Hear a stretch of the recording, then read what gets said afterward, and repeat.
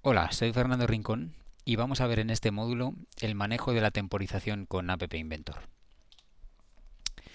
Vamos a ver cómo Android dispone de un sistema de control de tiempo interno que se maneja en App Inventor a través del componente reloj.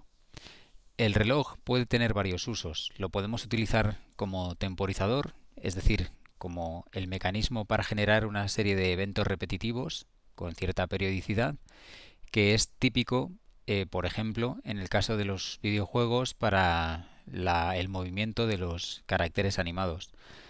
Vamos a ver también cómo generar un pequeño cronómetro, en este caso incremental, aunque sería muy fácil convertirlo en uno decremental, o cómo puede utilizarse para el cálculo de fechas e instantes, pues por ejemplo, para a partir de una fecha determinada, pues saber si dentro de 8 o 10 días, pues el día de la semana será uno u otro, o cosas de ese tipo.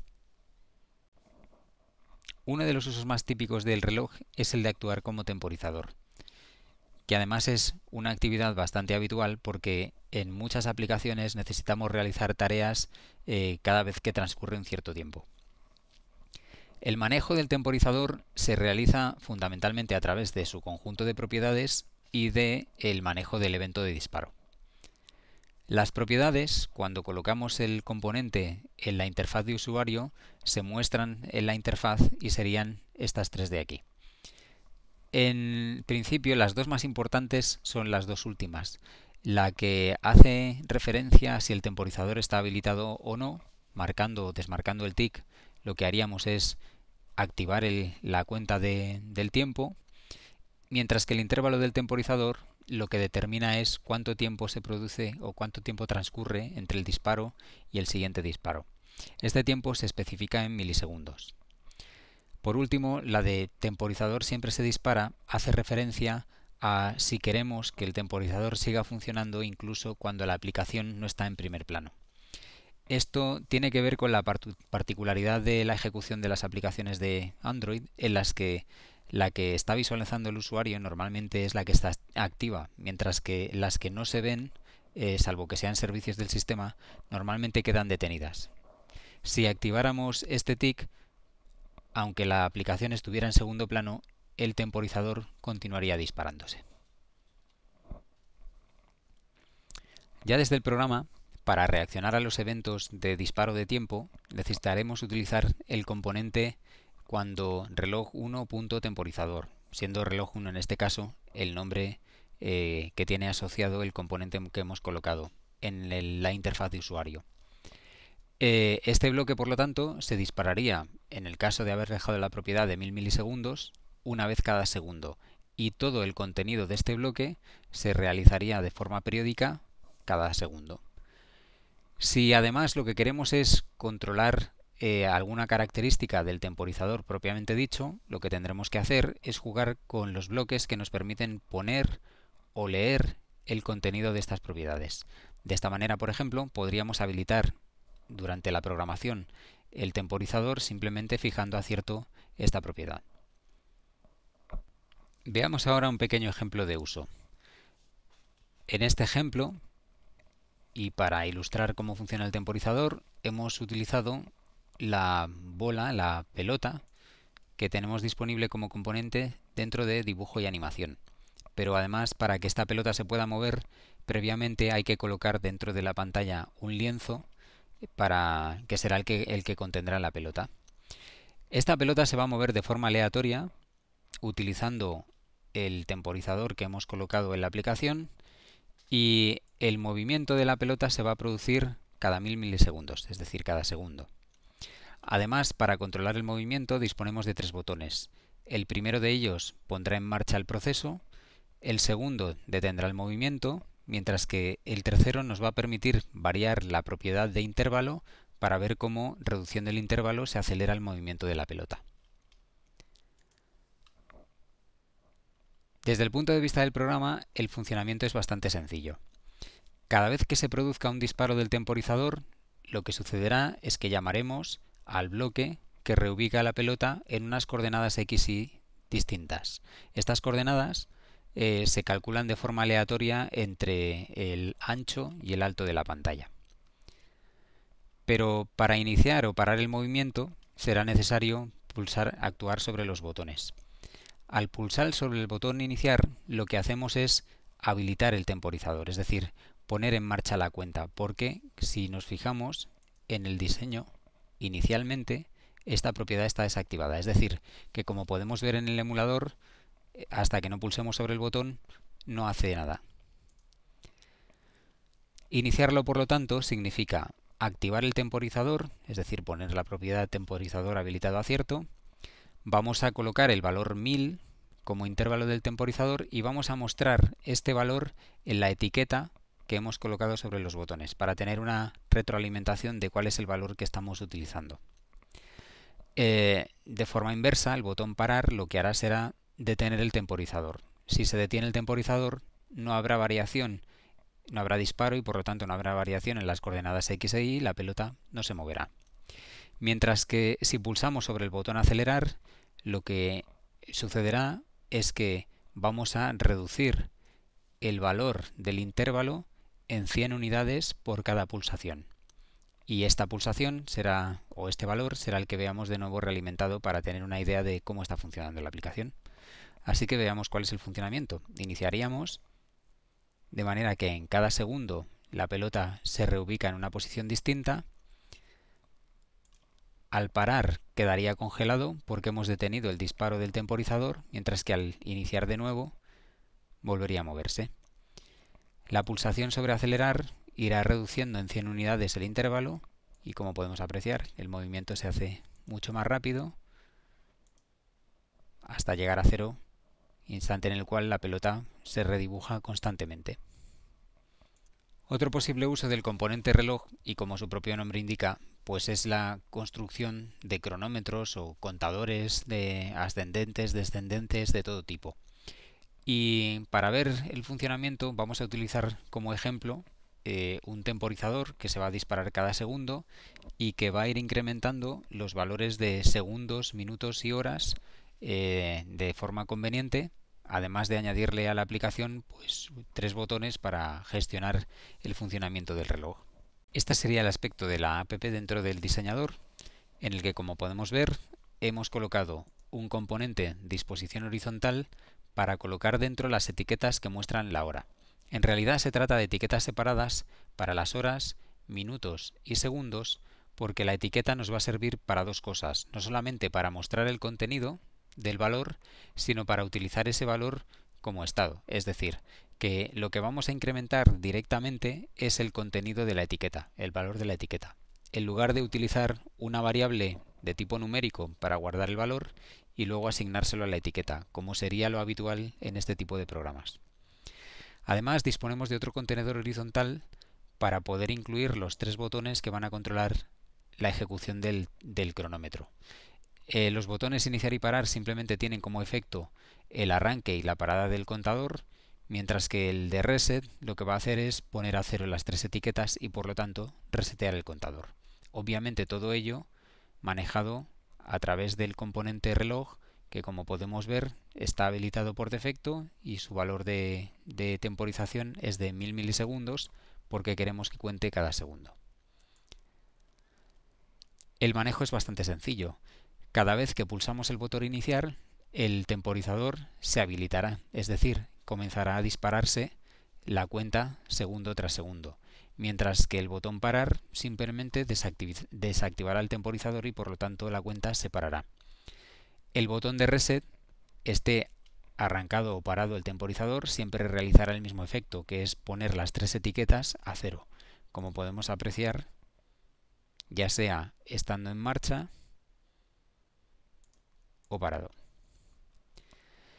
En cuanto al incremento de la hora o del cronómetro propiamente dicho, se manejaría con el gestor de eventos, el manejador de eventos, cuando reloj 1.temporizador. Y el mecanismo de manejo es muy simple. Cada vez que se dispara ha transcurrido un nuevo segundo. Luego lo que tendremos que hacer es saber si ese segundo hace que la cuenta sea menor o igual a 59. En ese caso, si los segundos que tenemos acumulados son menores que 59, no habrá problema porque al incrementar no llegaremos a dar la vuelta al contador. es decir, que simplemente hay que incrementarlo.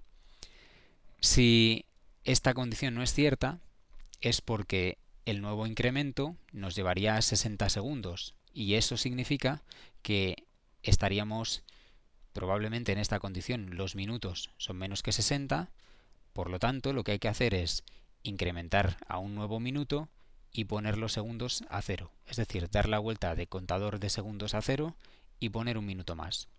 Mientras que si resulta que además los minutos ya son 59, tendríamos que venir a la tercera opción, que se resolvería incrementando en una unidad las horas y aquí falta un bloque adicional que debería utilizarse para resetear los minutos.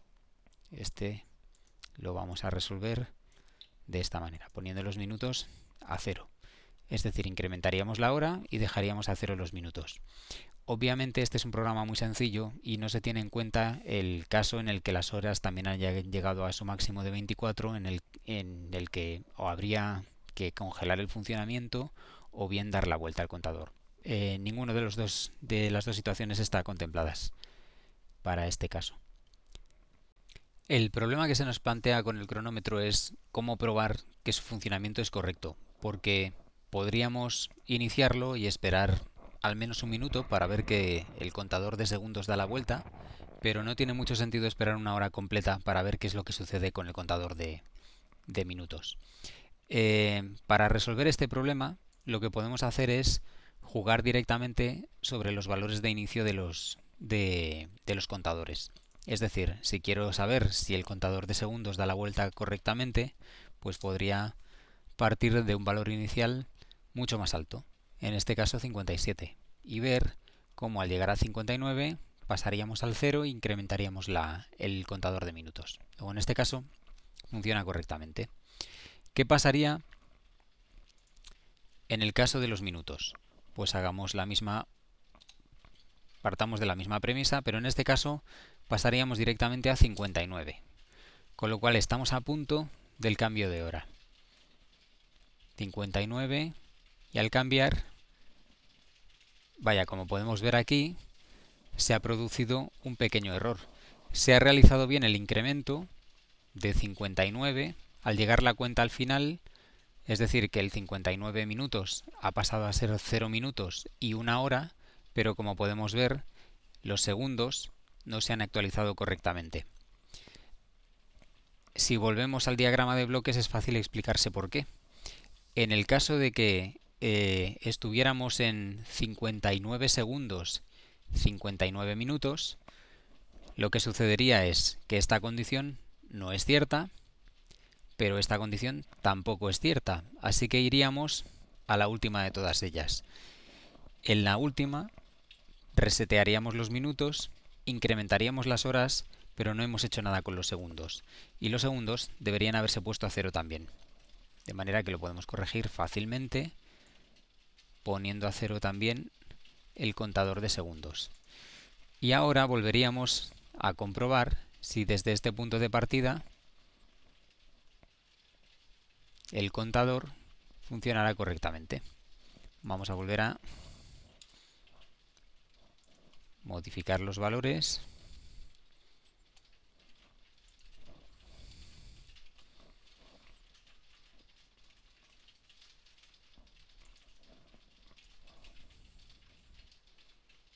Y ahora sí vemos como el funcionamiento del cronómetro es el correcto.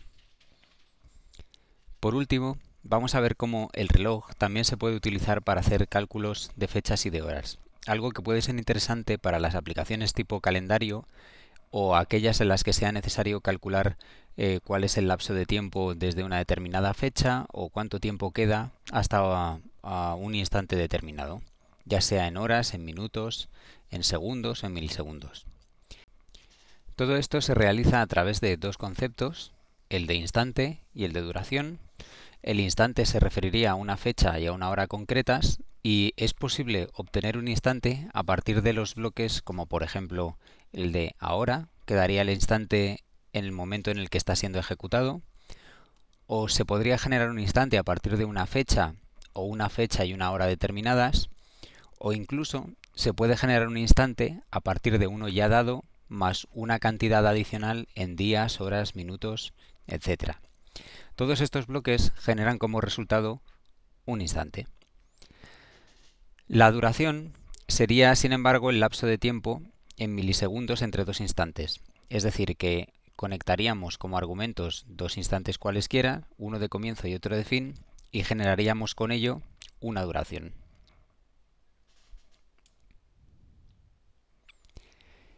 Tanto los instantes como las horas, como las duraciones, se pueden convertir a números o a texto, ya sea para almacenarlos en una variable o para poderlos imprimir en una etiqueta, por ejemplo.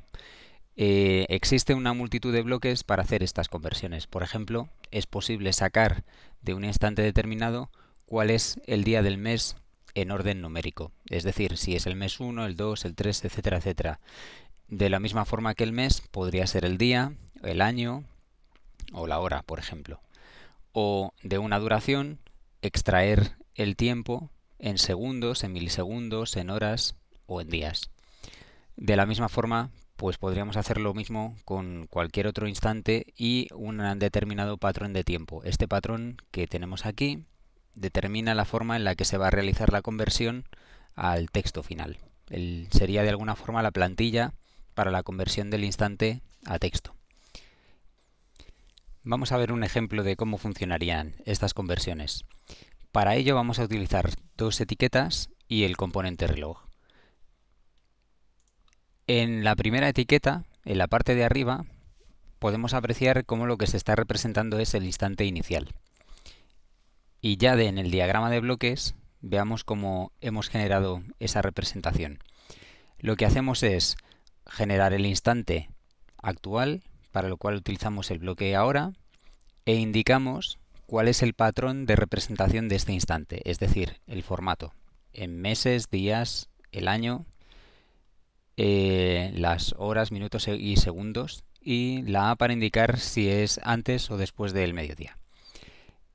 Después utilizamos el bloque formato de fecha y hora para realizar esa conversión a texto. Y por último, ponemos el texto como texto asociado a la etiqueta. De manera que, como podemos apreciar, a medida que se dispara el temporizador, cosa que sucede cada segundo, se iría refrescando el instante mostrado en la etiqueta. En la segunda etiqueta, lo que podemos ver es el número de días transcurridos desde el comienzo del año. Para ello, hemos generado dos instantes. El primero es el instante del día 1 del 2016. Y el segundo sería el instante actual. A partir de estos dos instantes y con el bloque de duración, generaríamos una duración que para mostrar posteriormente hemos convertido en duración en días. Esta duración en días se asocia a la etiqueta y el número que se ha generado se convertiría, por lo tanto, automáticamente a un texto para poder ser representado.